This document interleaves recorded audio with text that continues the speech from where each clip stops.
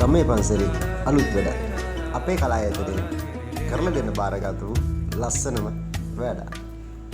අපි ඉස්සරහට බලමු මොකද වෙන්නේ කියලා. කොල්ලෝ ටික ලස්සන වැඩකට මාන්සි වෙනවා.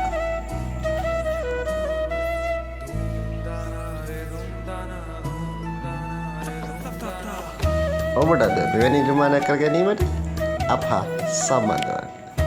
පන්සලේ ආයතනයේ නිවසේ කොක් සැරසිල්ලකට අපි හා සම්බන්ධ වෙන්න. අපි ඔබට මේ වගේ ලස්සන ඩිසයින් කරලා දෙන්න.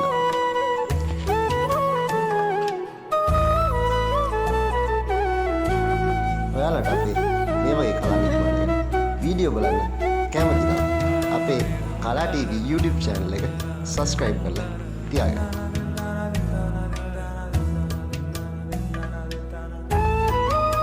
මහන්සියේ අවසාන ප්‍රතිඵලය ධර්මාසනය මේ විදියට හිම වෙනවා.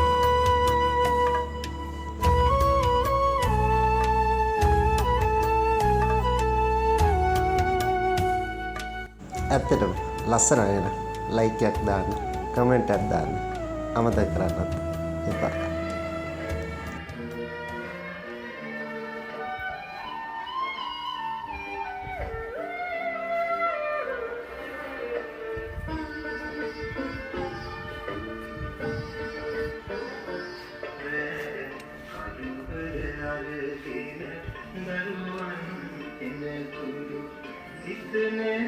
නිවන් දකින්නේ රෑ කඩුවර ඇවිදින් ඉති බිඳ හැඳුරුවක් මෙතන ඉඳී විඳ ගන්නේ හිත අනුනට සැරසෙන තව දවසක් ගැන නින්නේ සිහින දකින්නේ